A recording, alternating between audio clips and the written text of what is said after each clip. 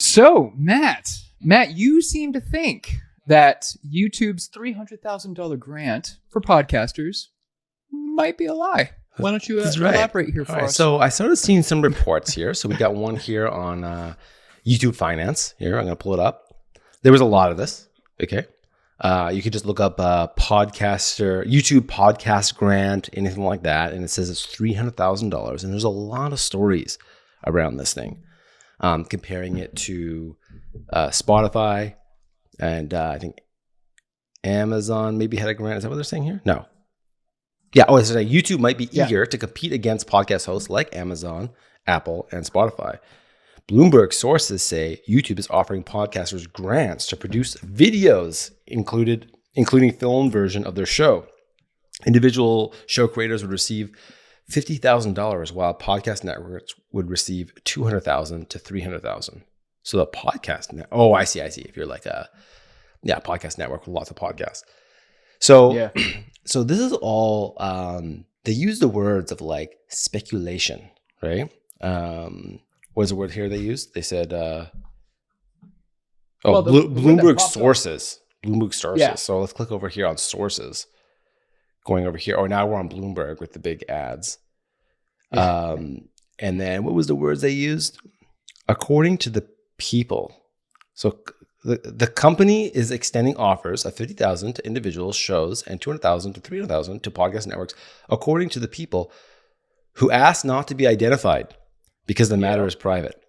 So I saw a lot of these stories because I was looking into it because we're a podcast. Oh, you know what? In the last episode, I said that we were not a podcast, and you're confusing our viewers. I had multiple people message me and say, "Matt, this is absolutely a podcast." Did you really? Yeah. Oh. So if you were laughing at it, because I previously discussed it with a few friends about how like this is not a podcast show, and they're like, and so we were laughing about it before, and so then they're like, Matt, you've got the headphones, you got the mic, and it's like you're talking, discussing things, so like it's a podcast. So and to be fair, our clips are being posted on podcasts. That's right, we do actually do go on podcasts. But our original vision was that this is a YouTube show. So, but now I'm willing to accept that we have a podcast and a YouTube show.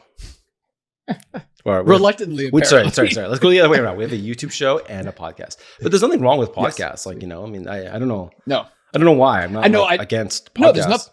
Yeah. Oh hell no, it's popular. But I think what was ruffling your feathers, if I can call it that, was that you had these random people that you don't know, you don't have a relationship with. They were pinging you, hey, you want to interview me on your podcast? The interview thing. And like, that one got me. I think that's what put you off. We're still not an interview show, and we will never interview you.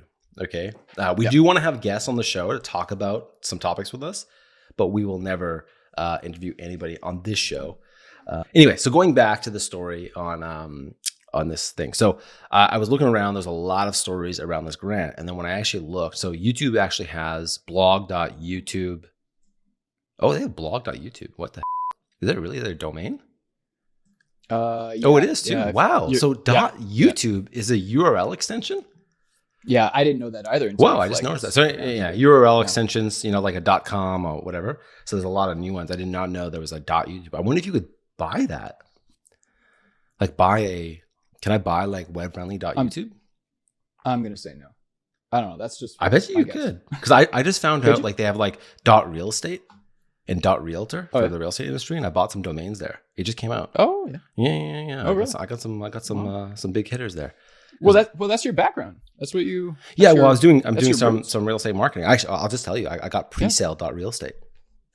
Oh, very cool. Yeah, I think that's a legit domain. So get some leads from some presale real estate. You guys need some presale real estate. Soon enough, you can go hit up presale.real estate. It's not .com, very cool, right? Yeah. I have a story behind presalerealestate.com too, and I don't want to talk about it, but I'm very disappointed about this situation on that domain. But I had my hands around that one. Anyways, are we saving that story for another time? And we're never going to talk about that story. That's a personal story. The person who knows that story knows exactly what's going on there. Anyways, so YouTube has a place for press, and they always talk about funds and whatever they're doing. So you can see here they're introducing the YouTube Shorts fund. We talked about that on the last episode. So they always talk about this whenever there is going to be a fund. They talk about it. So what I think they did is put out completely fake news. So all the media starts talking about it, and podcasters like us are like, "Whoa, we should start putting our videos on YouTube. There's going to be a fund." Oops, yeah. So I think it's a complete fake out. That's my prediction. Is that this $300,000 grant for podcasts is a complete lie. And so it's interesting to be. There's another link here. YouTube.com/creators/how-things-work/program initiatives. This is again a bunch of grants and stuff that they do. And you can see there's all these different things that they're doing, nothing about podcasting. So they're just using the media and PR. So I think it was a little bit, hey, instead of actually giving away this money, let's just put rumors out there that we're going to give away this money. Yeah, that's interesting. I agree that it's interesting that these people don't want to be identified. I mean, come on. If this, like, it is weird, right? It's super, super weird that this big announcement, and really in the eyes of YouTube, $300,000 isn't a lot of money, especially when, we got a couple more stories here that we're going to be talking about. No, it's $300,000 like each, not like $300,000. Oh, is that how it is? Oh, geez. Yeah, that's the thing. They're saying to a podcast network, like a podcast network would be like NPR. Yeah, right. Gotcha. Yeah. An established podcast. Yeah. Established. They'd be like, here's $300,000. Start making videos, for your podcast. Oh, okay. I gotcha. And then for someone like us, they'd give us like $50,000, which would be very nice, right? So yeah, that's what originally like piqued my interest. I was like, oh wow, YouTube's giving podcasters some money, so we'll call our show a podcast and get some money. But then I was like, this is totally fake. So yeah, that's it. That's my prediction there.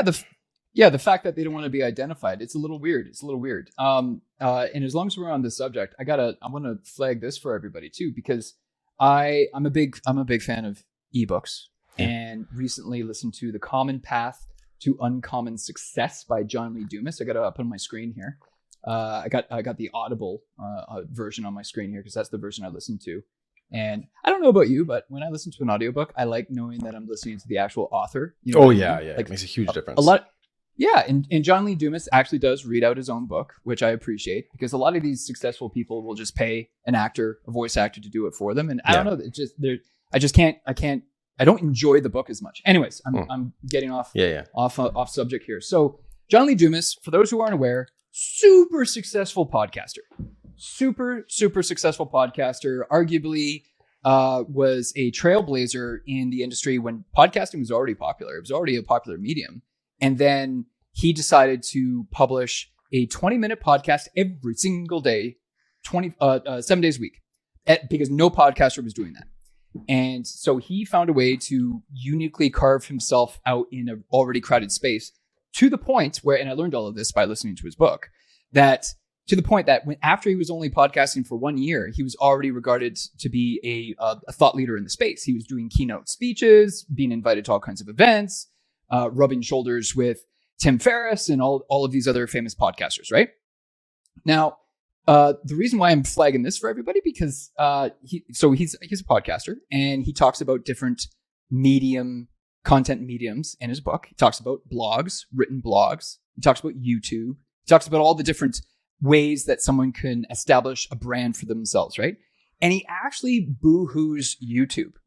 Oh. And this is where, this is where my ears perked up. And I'm like, John, I don't expect you to ever be watching this, but this is my thoughts. I'm sending this to John. Here are my thoughts, John. Let's talk some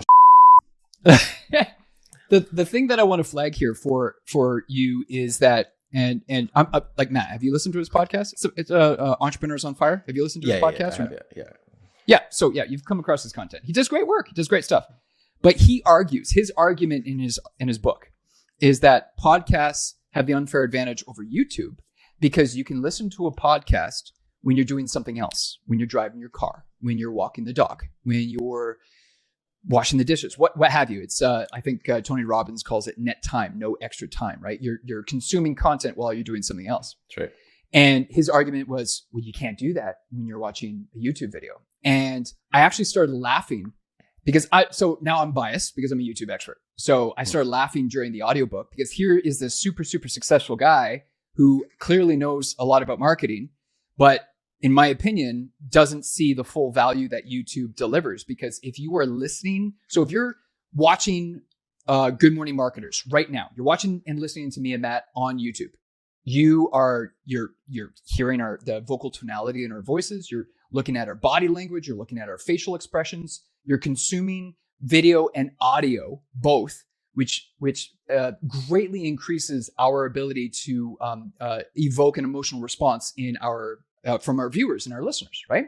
Because you're engaging more human sensory inputs, and with an audio only podcast, you don't have that. You don't have, so you're only working on a much more narrow spectrum of human communication, right? So that's my one argument. And then the other argument is probably quite obvious. Like when you could still listen to a YouTube video, right? You don't have to, like, you could still wash the dishes and listen to a YouTube video. I want to point out, if you have YouTube Premium, you could even lock your phone and then use YouTube as like a podcast player. So you can just get some YouTube which Premium. I do. I have it too. And I love YouTube Premium. I'm all about it. Oh, yeah, and they had so much success with the picture-in-picture feature, so that you can like continue. It's gonna be free for everyone now. Yeah.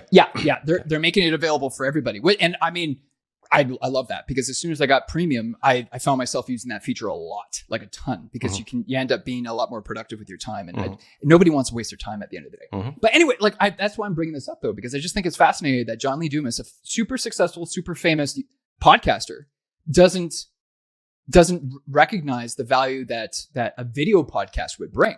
I would argue, hey John, why don't we like get your podcast, or convert your podcast into a video podcast, and you'll blow up on YouTube. And then now you have that much more ability to reach and connect and impact that many more lives than if you were just an audio only podcast. Yes, it does complicate things. Now you're dealing with more equipment, more production, more post-production, all of that stuff. But if the benefits weren't worth it, then nobody would have a video podcast. And video podcasts are super popular. Look at Joe Rogan. Come on, he got crazy amounts of success on YouTube before he jumped ship. I think it's because of YouTube that Joe Rogan got so big. It's the discoverability, right? When you're on a podcast, you could search for podcasts, I guess, like to try to find stuff, but like things don't pop up, right? There's not like a news feed or, that sort of thing. So it's like we put out stuff on YouTube now that later, if one of these stories we cover like starts trending, like what if, all of a sudden, Forbes reports YouTube has been lying about the podcaster grant, and then we already have our video about this, then who knows, it could pop up in a few months from now. If it was on a podcast network, it wouldn't, right? So, to open up your camera and also just do video. I remember I was listening to the Marketing School podcast, Neil Patel, Eric Sue. I listen to that one a lot. Right. They do a daily one. It's very short. And I don't think they do YouTube. They might now. For a while, they were uploading just the audio. Yeah, check it out. They were uploading just the audio, but like you couldn't see them. It was just the audio. What's the name of the podcast? I haven't listened to it. It's called Marketing School. Marketing School. Yeah, Marketing School. See, are they on video? Because I remember they were uploading like it was just like a picture, and then it was just all you could do is hear it on YouTube. I was like, that's useless. Well, okay, so I got it up on my screen here. They are on YouTube, but only less than 2,000 subscribers. And actually, let me go back. So are they on camera? They've published 700 videos. Good question. Let's find out. They've published 700 videos. And I'm not logged in as my main account here. So I got an ad. And no, that's why they're not on camera. They're not on camera. See, like, I think that's crazy.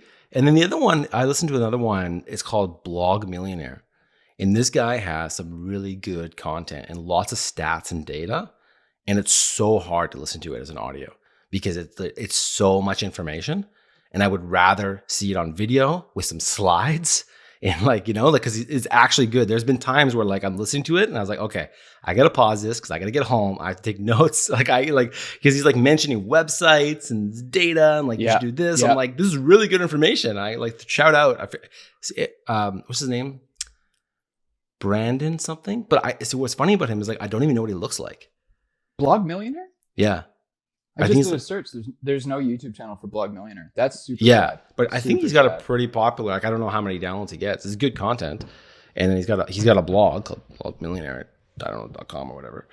But and I looked into it and like his podcast has great information, but then like I would love to get like an article that explains all that stuff because it's more that kind of content. It's so dense that I need to read it. Oh, it's called The Blog Millionaire. Hold on. Let me see if there's an actual YouTube channel. He might have it linked. Oh, he's got one of those pages where it just scrolls and scrolls and Yeah, scrolls it's forever. a horrible blog. I don't get it. How I became a millionaire from blogging, because that's a really bad blog too. Yeah. But I believe him that he'd be a millionaire because he seems to really know his stuff when it comes to blogging. But I just I don't know what he looks like. So let's say if I ever saw him from an event or something, like I cannot even really remember his name. I think if I heard his name, I would know it. I feel like his name is Brandon. That's so sad. Brandon's comeback story. It is Brandon. There we go. But it doesn't say his last name there. Huh. There's like a super simple form for you to send him a message. That's you go. really sad because ultimately at the end of the day, I mean, you and I are marketers. We get this. People resonate with people. So when you put yourself on camera, if you're not comfortable being on camera, do voiceover stuff, do audio only podcasts. It's better than nothing. But oh man, you're shooting yourself in the foot. Because people resonate with people. You know what I want to do is we have a really good distribution system for our show, right? We don't have a large enough audience. Right now we're just figuring out post-production and distribution. That has been our goal for the last few episodes, right? Now I got the distribution down. And so now I want to get into, okay, how do we grow our audiences in those spaces?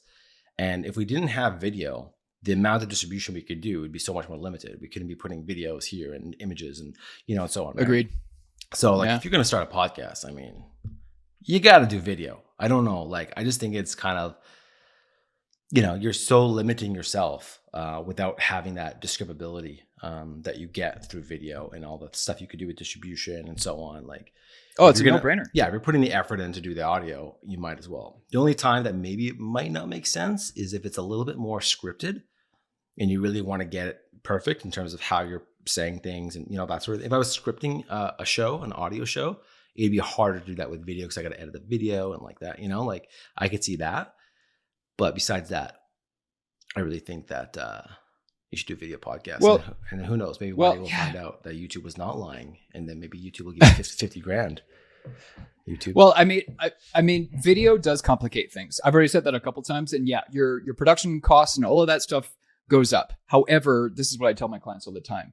Do you want to raise the bar to the point where your competitors are not willing to put in the work and the effort? So now you're appearing in the marketplace in a way that your competitors can't, because you're showing up above and beyond. You're putting, ultimately, when you're shooting to for the top of the mountain, you're going to have a lot less competition. Okay. You're creating because video content is that wider moat. And because you're starting with the pillar content being the video content, this is total Gary V strategy now. Now you're getting into an area where, you can repurpose that video content in 12, 15, 20 different ways. Whereas if you're studying with audio only or a written blog, damn, you're really shooting yourself in the foot now, because now it's going to be a whole lot harder to repurpose. And I mean, sorry, I gotta come back to this. Marketing School podcast.